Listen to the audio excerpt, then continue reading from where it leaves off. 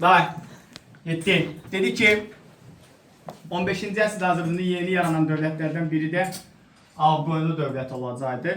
Azərbaycan cənubunda yaranmışdı. Cənubunda yaranan dövlətlər götürəndə biz veririk Atropatena, Manna, sonra verəcəyik Saci, Salari, Rəvvadiləri, bundan bir də Hülakiləri veririk.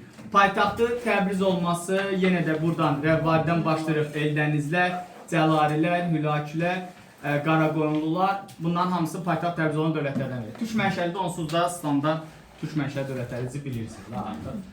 Ağqoyunlular. Bunlar da Qaraqoyunlular kimi Anadoluda ilk dəfə bəyliklərini yaradıblar. Sonradan isə Anadoluya gəlmə səbəblərində bilirsiniz də Monqolların Azərbaycana və Venasiya yürüşləri bundan da Anadoluya köçürülməsini gətirib çıxarmışlar. Ona görə də elə o vaxtdan nəzərdə tutursunuz ki, elə onlar da 14-cü əsrə gəlmişlər. Ağqoyunlu feodal hakiminin əsasını qoyacaqdı Pəhləvan bəy. Pəhləvan bəy əsasını qoyur. Bəyliyin əsasını isə Qarayurluq Osman bəy qoyacaqdı. Qarayurluq Osman bəy dövrü Teymurun bir növ ön Asiya yürüyüşün dövrünə qədəm qoyur. Bu vaxt Qarayurluq Osman bəy müraciət edir ki, bəs müttəfiqlik olsun bizim aramızda. Müttəfiqlik olsun və bu müttəfiqlik Teymura qarşı olsun. Lakin Qarayurluq Osman bəy qəbul eləmir bu məsələni. Çünki qəbul eləmə səbəbi Anadoluda Osmanlı nüfuzunun artması Anadolu bəyliklərinin, o cümlədən Ağqoyunlu bəylikliyində də maraqlarına zidd edir. Maksimum dərəcədə hətta Ankaraya, indi biz Ankara döyüşünə gedəcəyik, geniş şəkildə izah edəcəm. Ankaraya gedən yolun biraz da belə deyək, yolu döşəyənlərdən biri də Ağqoyunlu və Türk bəylikləri oldu, Anadolulaşa bəylikləri oldu. Və Qarayurluq Osman bəy Osmanlı və Qara Yusiflərlə yox, Teymurlərlə müttəfiq olur. Elə bu müttəfiqlik buna çox böyük şey qazandırır. 1402-ci ildə Ankara döyüşündə Qarayurluq Osman bəy Teymurun ordusuna çıxış eləyərək vuruşur, qələbə qazanırlar və bu Osmanlının zəifləməsi və Ağqoyunlu bəyliyinin ərazisinin daha da genişlənməsinə gətirib çıxarır. 1453-cü ildə isə bəyliyin başına Həsən bəy keçəcəkdi və yaxud da Uzun Həsən keçəcəkdi. Uzun Həsən bəyliyin rəhbəri olduğu müddətcə Ağqoyunlular aktiv xarici siyasət yeritmişdi. Birinci Uzun Həsən iki dənə qohumluq münasibəti quracaqdı. Bir, veririk Trabzon krallığı ilə, ikincisini veririk Səfəvi Ərdəbil hakimliyinə, belə deyək, qohumluq münasibəti. Trabzon krallığı niyə vacibidir bunlar üçün? Çünki Trabzon həm Qaradənizə çıxış yoluydu, həm Avropa ilə əlaqə saxlamağa icazə verirdi, həm də ki, Azərbaycan ipəyinin Avropa daşımasına çox böyük töhfə verəcəkdir. Bu dövrdə bilirsiniz, 1453-cü ildə Konstantinopol işğal olunur, Bizans süqut edir. Fatih Sultan Məhəmməd elə əli dəymişkən bütün Anadolu bəyliklərini, yəni daha çox xristian müştərini ləğv eləmək qərarına gəlir və buna növbə çatır Trabzona. Təbii ki, Trabzona hücum onun qohumu olan Həsən bəyə zidd bir davranış idi və Həsən bəy bundan qarşısını almalıdır, öz işğalının qohumluğunu. Keç. Yaxşı. Dedi ki, buna görə də zidd bir hərəkət idi, ona görə də qarşısı almağa çalışırdı. 1461-ci ildə Həsən bəy Qoylisar yaxınlığında Osmanlı qüvvələrini qarşılayır və Osmanlıların öncü qüvvələri məğlub edəcək. Bu öncü qüvvələri məğlub eləsə də yenə də heç bir belə deyək, fayda vermir. Bir növ Fatih Sultan Məhəmmədin yürüyüşü davam edir və buna görə də fayda vermir. Buna görə də Uzun Həsən də məcbur qalır Fatih Sultan Məhəmmədinə sülh müqaviləsi bağlamağa. Sülh müqaviləsinin səbəbləri var idi. Axırda sülh müqaviləsinin səbəbləri var. 1. Uzun Həsən dövlət yaratmamışdı və Azərbaycanda rəqibləri var idi, xüsusən də Qaraqoyunlar var idi və buna görə də Osmanlı müharibə ona sərf eləmirdi. İkincisi də həm də qüvvəcə heç də çox güclü deyil idi. Ona görə Sara xatını göndərir, lakin Sara xatının qarşısına iki məqsəd qoyur. Birinci məqsəd Trabzonun fəthi məsələsi geciksin, maksimum dərəcədə. İkinci məqsəd isə Ağqoyunlular əgər Trabzon işğal olunacaqdısa da Trabzondan sonra Fatih Sultan Uzun Həsən üstündə gəlməsin. Fatih Sultan Məhəmməd də onsuz da Ağqoyunlularla toqquşmaq marağında da yox idi, niyyətdə yox idi. Lakin Trabzon məsələsində geri addım atmır. Trabzon məsələsi artıq həlledici məsələ olur, amma Ağqoyunlularla müqavilə bağlayır və Trabzon fəth olunacaq. Bundan sonra Sara xatun öz qohumluq münasibətlərinə əsas gətirir. Trabzon xəzinəsinin yarısını qohum kimi özünə götürəcəkdir və beləliklə Trabzon fəth olunacaq. Trabzonun fəthi Ağqoyunlulara nələr yetirdi? 1. Qaradənizə birbaşa çıxış yetirəcəkdi. 2. Qara dənizlə bərabərində Avropaya gedən ticarət yollarında zəifləyəcək. Fatih Sultan Mehmed Osmanlı isə Trabzon fəth eləməklə Anadoludakı ticarət yollarını bir növ əlinə tamamilə keçirmiş sayılır. Sonra Uzun Həsən bundan sonraki prosesi 1467-ci ildə bilirsiniz ki Muş döyüşü baş verəcəkdi və 1468-ci ildə isə Təbrizə daxil olaraq Həsən Əlini taxtdan indirir Qaraqoyunlu hökmdarını və yerinə Ağqoyunlu dövlətini Bayandırlı dövləti yaradacaq. Yadda saxla, Ağqoyunlu dövlətini bu vaxta qədər bizim keçdiyimiz nə qədər dövlət var, 15-ci əsrə qədər sökülür. Bu vaxta qədər yaranan bütün dövlətlərdən iki fərqi var. Bir, ilk dəfə Osmanlı ilə müharibə aparan dövlətimizdir. İlk dəfə Avropaya elçi heyəti göndərən dövlət. Yəni Avropanın ilk dəfə əlaqələr quran dövlət. Yadda saxlayın. İki dənə fərqi budur. Osmanlı ilk müharibə aparan dövlətdir. Bəzən testologiyada Qaraqoyunları bundan qarışdırırlar. Belə bir şey yoxdur. Bir də ilk dəfə Avropaya elçi heyəti göndərən. 1468-də Həsən bəy belə deyək də, dövlət yaradanda bu vaxt Teymuri Əbsəd bunu qəbul eləmir. Cahan Şahı güya Cahan Şahın varislərini müdafiə eləmək adı ilə Teymuri Əbsəd hücum edir Azərbaycana. Teymurun Azərbaycana hücum eləməsi 1468-i biz hansı taxılına oxşayacaq dedik? 1386, 1392, 1399, sonra 1421, 1435 ilə oxşar cəhət edirik. 68-də Uzun Həsən bu hücumun qarşısı almaq üçün kimlərlə müttəfiq olacaqdı? Şirvanşah, qohumu olduğu Şeyx Heydər, Səfəvi Ərdəbil hakimliyini və Şirvanşahın qohumluğunu. Və 68-də Muğan döyüşü baş verir, Muğan yaxınlığında. Əbsəyidi mühasirə alırlar. Əbsəyid sülh təklif edir. Hətta Əbsəyid mənbələrdə deyir, anasını göndərir Uzun Həsənin yanına. Amma Uzun Həsən qəbul eləmir bu sülhü ki, sonuncu Uzun Həsən çox biraz egoist hökmdar olub həqiqətən. Vurduğu insana zərbəni son dəfədə vurmağı üstün hesab edir hökmdar idi. Və Muğan döyüşündə Əbsəyidi darmadağın eləyəcəkdi. Hətta bəzi mənbələrdə Muğanda Əbsəyidin öldürülməsi də deyilir. Muğan döyüşündə Əbsəyidi məğlub eləyəcəkdi və Teymur üzrə qələbə qazanacaq. Teymurlarla müharibə aparmaq Ağqoyunluları hansı dövlətinə oxşayacaq edir? Şirvanşahlar, Qaraqoyunlular, Şəki hakimliyi, Cəllalilər. Bu Azərbaycandadır. Bununla bərabərində Dehli Sultanlığı biz keçəcəyik. Sonra Qızıl Ordu dövlətini keçmişik, bilirsiniz. Bir də bununla bərabərində verirsiniz Osmanlıda Teymurlarla müharibə aparan söhbət Teymuri dövlətindən gedir. Əmir Teymurdan getmir, yəni Teymuri dövlətindən gedir. Yaxşı, 68-də bunu eləyəcək. 1470-də Şeyx Heydəri Ərdəbil hakimi kimi Ərdəbil taxtında otuzduracaqdı, öz qohumu olduğu Şeyx Heydəri taxtda otuzduracaq.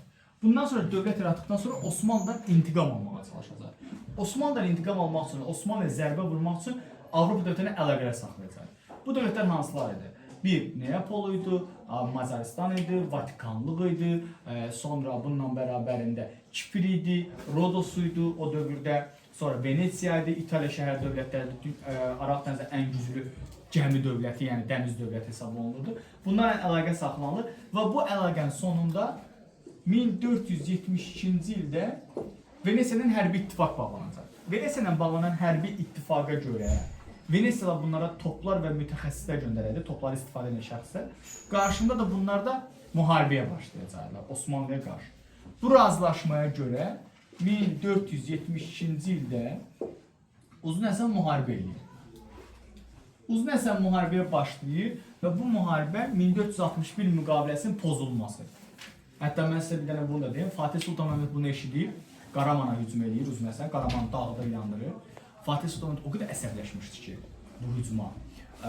Qışın ortası idi, bir növ çadırını qurdurur çölə ki, bəs səfərə hazırlaşır. Bəylər və ağalar, yəni Osmanlının dövlət ərkanı çıxır, deyir ki, bəs getmək olmaz da, yəni qışdır, soyuqdur, hər şey ola bilər və məktub yazır Uzun Həsən ki, bəs mən səni anava görə bağışlamışdım, indi mən sənə xəbər eləyirəm, hazırlaş, sonra deməli da, yəni hazırlaşmadım, mən qəfildən hücum edirəm. Hazırlaş, yazda gələcəm üstündə. 72-ci ildə Uzun Həsən Qaramanı dağıdanda Venetsiyaları gözləyir. Əslində tarixi mənbələrdə, Osmanlı mənbələrində də bu cümlə var, yəni Osmanlıda var, İtaliya mənbələrində. Amma elə bildim ki, o dirsək məşvə artıq söz. Yox, elə bir şey yazmır. Hə, sakin. Necə? Çadır qurdurur da özü. Yəni sarayda oturmur. Uzun Həsən dedi ki, İtaliya mənbələrində də var, Osmanlı mənbələrində də var ki, Venesiyalılar həqiqətən də köməyə gəlmişlər, yəni toplarla zarla eləmişlər. Amma sizin dəstəkdə belə bir cümlə yoxdur, yəni bunu deyim. Yəni Venesiyalılar uzun sözün qısası Ağqoyunları yarı yolda qoyurlar, Ağqoyunlara top və mütəxəssis göndərirlər. Əksinə Osmanlının bu çətin vəziyyətindən, çünki Osmanlı həm vaxt Avropada da müharibə edirdi, çətin vəziyyətini istifadə edib Osmanlıla gizli danışıqlar eləməyə başladı Venesiyalılar. Bundan sonra rəqiblər artıq ayrılandan sonra Fatih Sultan Mehmet 72-ci ildə paşanı, öz paşasını göndərir Ağqoyunlar üzərində və Beyşehir döyüşü olur. Təqribən 100 minə yaxın bir qüvvə idi. Bu qüvvə tamamilə Ağqoyunlar darmadağına 72-də və hər iki tərəf qış düşdüyü üçün müharibəni dayandırır. 73-də yeni bir müharibə baş verir. Bu müharibədə 2 dənə döyüş olur. Bir, verəcəksiniz, hər zaman bu döyüşün adını birinci çəkməlisiniz. Mən sizdən aynı tarixi soruşmuram, ona görə bilir. Malatya. İkincisi isə Otluq-Beyli döyüşü olacaq. Malatya döyüşündə Osmanlıların öncü birlikləri darmadağın edirlər və Osmanlıların ruh düşkünlüyü yaşanır. Hətta Fatih Sultanın Uzun Həsənə savaşın dayandırılması üçün bir məktub göndərir, amma Uzun Həsən yenə egosunun məğlubiyyəti nəticəsində Otluq-Beyliyə qədər Osmanlıları sıxışdırır. Otluq-Belində Osmanlılar sıxışır həqiqətən. Çünki Uzun Həsən qüvvələri yuxarıda, Osmanlı qüvvələri aşağıdadır. Amma Otluq-Beyli döyüşündə Yeniçərilərin inadlı müqaviməti və Osmanlıların odlu silahının olması və Fatih Sultanın oğlanların şəhzadə olaraq çox güclü vuruşması nəticəsində Osmanlılar qələbə qazanacaqdır. Fatih Sultan Mehmet də necə qaçacaqsa sürətlə, necə özünün də xəbəri olmayacaq, qoyub qaçacaq. Və qoyub qaçır, hətta qaydanda dedi ki, ey Qaramanoğlu, Qaramanoğullar da çağırmışdı çünki Uzun Həsən ki, arxan eləmişik, gəl savaşa, narahat olmadan, yəni birlikdə Osmanlı eləci. Mən deyir Osmanlı oğlanları ilə, Osmanlı oğullarına savaşmayacaqdım, sən məni yoldan çıxartdın, axırda da atır günaha başqasına. Və nəticə etibarən 73-də Ağqoyun qüvvə darmadağın edir. Osmanlılar qələbə qazanır. Fatih Sultan Mehmet yürüyüşü davam etdirmir. Birinci buna səbəb çox böyük canlı qüvvə itirmişdi. İkinci səbəb isə Avropaya əsas marağı vardı, ona görə yürüyüş davam etdirdi. Ağqoyunlarla döyüşdə məğlubiyyət, Osmanlılarla döyüşdə məğlubiyyət Ağqoyunların vəziyyətini ağırlaşdıracaq. Daxildə qiyamlar baş verir. Bu qiyamlardan biri də 1474-cü ildə Uzun Həsənin oğlu Uğurlu Məhəmmədin qiyamı. Uğurlu Məhəmmədin qiyamıdır. Uğurlu Məhəmməd bu qiyamı qaldırır, amma Uzun Həsən bu qiyamı yatırır. Uğurlu Məhəmməd qaçır Osmanlıya sığınır, Sultan Fatih Sultan Məhəmmədə sığınır. Fatih Sultan Məhəmməd öz qızını Uğurlu Məhəmmədlə evləndirir, gətirir Ağqoyunlu sərhəddində hakim təyin edir. Sonradan Uzun Həsən Uğurlu Məhəmmədi gizlincə qaçırtdırır və edam edəcəkdir. Mərkəzi hakimiyyətə qarşı üsyan baş verməsi Ağqoyunlu, Qaraqoyunlu 1458-1459 tarixindən oxşar cəhət sayılır. Orada da bilirsiniz də şəhzadələr üsyan qaldırmışdı Heratda olarkən Cahanşah. Eynisini burada verirsiniz, oxşar cəhət kimi verirsiniz. Sonra 1475-ci ildə Moskva knyazlığı Ağqoyunlar diplomatik əlaqələr saxlayır. Bu əlaqələrin iki məqsədi var idi. Birincisi, ticarəti inkişaf etdirmək, ikincisi Qızıl Orduya qarşı mübarizə aparmaq. Lakin Qızıl Ordu xanı Əhməd xan 75-də Moskvadan qabaq elçi heyəti göndərərək Cənub sərhəddən təhlükəsini təmin edir. Həm də Uzun Həsənin Moskvanın bu təklifinə isti baxmaması, yəni loyal yanaşmamasının səbəbi də bir növ bu vaxt daxildə çəkmələr baş verir. Yəni Ağqoyun daxilində problemlər var. Sonra 1477-ci ildə isə Uzun Həsən Şərqi Gürcüstana hücum eləyir və Şərqi Gürcüstanı tabe edəcəkdir. Gürcü sarını öz başına qarşısına alacaq. İndi Gürcülərlə müharibəni onsuz da bir Rəvvadi Şəddadinin hamısına verirsiniz. Şəddadin bütün hökmdarların hamısına verirsiniz. Dövlət olaraq Rəvvadi Şəddadini də verirsiniz. Şəddadin bütün hökmdarları. Amma səfər olaraq Şərqi Gürcüstana səfər eləməsini biz Sacid, Məhəmməd ibn Əmsac, Yusuf Əmsac, Salari, Mənzibən ibn Məhəmməd, sonra Eldənizlərdə Şəmsəddin Eldəniz, Məhəmməd Cahan Pəhləvan, sonra gətirir bu tərəfdən İbrahim Dərbəndi, yəni Şirvanşahda İbrahim Dərbəndi və Ağqoyunlarda verirsiniz, Uzun Həsəni verirsiniz. Amma Gürcülərlə savaşmaq Qara Yusifdə falan, yəni verə bilərsiniz, fərq yoxdur. Qara Yusifdə 1413-də Kürd döyüşündə. Bəli, hakimiyyətdə olan Uzun Həsən. Yoxdur, indi gələcəkdə qoy qutarıq. 77-də dedik Şərqi Gürcüstandır və Şərqi Gürcüstanda bir növ belə deyək də fəth olunacaq. Uzun Həsəndən sonra hakimiyyətə Sultan və yaxud da Yaqub padşah gələcək. Və yaxud da Sultan Yaqub və yaxud da Yaqub padşah gələcək. Yaqub padşahın atasından 2 dənə fərqli cəhəti var. 1. Düşmən olduğu Osmanlı ilə dostluq münasibəti quracaq, yəni Osmanlı diplomatları quracaq. Dost olduğu, qohum olduğu Səfəvilərlə düşmən olacaq. 1488-də Şeyx Heydərin Şirvan və Dağıstana yürüşün qarşısı almaq üçün Ağqoyunlular, Şirvanşahlar Fərrux Yasarla diplomatik əlaqələr saxlayır və bir növ belə deyək də, Fərrux Yasarla birlikdə Sultan Yaqubu Şah Dağ döyüşündə birləşib Şeyx Heydəri öldürürlər. Səfəvi Ərdəbli hakimiyyətinə qarşı müharibə aparmaq Sultan Yaqub Qaraqoyunlu Cahan Şahına oxşar cəhət edir. Şirvanşah hökmdarı Fərrux Yasarla Xəlullaha oxşar cəhət verir. Sultan Yaqubun dövrü durğunluq dövrü kimi xarakterizə olunacaqdır. Bunu da yazasaq. Yaqubdan sonra hakimiyyətə Baysunqur gəlir. Baysunqur 1492-ci il Bərdə döyüşü ilə hakimiyyətə gedəcəkdir. Yerinə Rüstəm padşah gələcək. Rüstəm padşah hakimiyyətə gəlməmişdən qabaq 1492-də Şeyx Heydərin oğlanlarını həbsdən çıxartdırır, onları müttəfiq və ittifaq kimi saxlayır özünün yanında ki mübarizə aparsın.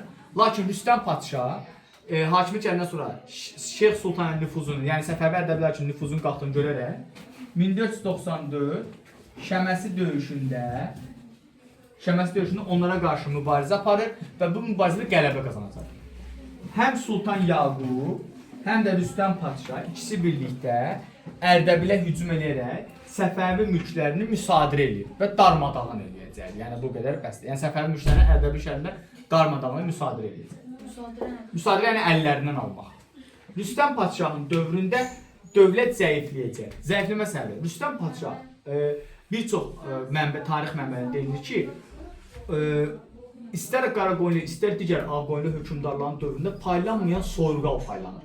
Hakimiyyətdə qalsın deyə çoxlu hamıya soyurqal paylanır, torpaq paylanır. Bu torpaqların paylanması mərkəzi hakimiyyətin güclənməsinə, yox, əksinə, zəifləməsinə gətirib çıxarır. Feodalların güclənməsinə gətirib çıxarır. Ona görə qarşı qiyam qalxacaq. Və ondan sonra hakimiyyətə Əhməd padşah gələcəkdir və yaxud da Gödə Əhməd deyilir buna. Balaca boy olduğu üçün Əhməd padşah gələcək. Əhməd padşah kim idi? Uğurlu Məhəmmədin, yəni Osmanlıya sığınan, Ağqoyunluya üsyan qaldıran Uğurlu Məhəmmədin oğlu Əhməd padşah. Gəldi 1496-cı il Naxçıvan döyüşündə qələbə qazanaraq hakimiyyət gəlir. Daxildə hansı islahatlar keçiriləcək? 20-yə yaxın şəriəti göstərmə vergi ləğv ediləcək. Soyurqalı məhdudlaşdıracaq. Vergi islahatı keçirilmə Xosrov Şirvan, Cahanşah, Qara Yusif, Qazanxan. Necə?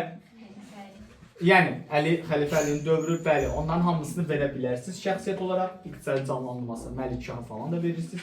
Yəni bunu eləyəcək. Sonra soyurqalı məhdudlaşdıracaq. Bir də köçəri əyanlara qarşı mübarizə aparıb onların əl qolunu yığacaq. Təbii ki, bu heç də xoş olmayacaqdır. Yəni söhbət əyanlara xoş olmayacaqdır və ona qarşı qiyam baş verir. Bundan sonra isə Əlvənd Mirzə və Murad Mirzə hakimiyyət edəcək. Lakin bunlar əmoğludurlar. İkisi birlikdə dövləti idarə etmə söhbəti olacaqdır. 1497-1500 aralığında iki qardaş arasında, əmoğlu arasında döyüşlər baş verir. Bu döyüşün sonunda 1500-də Əlpər sazişi imzalanacaqdır.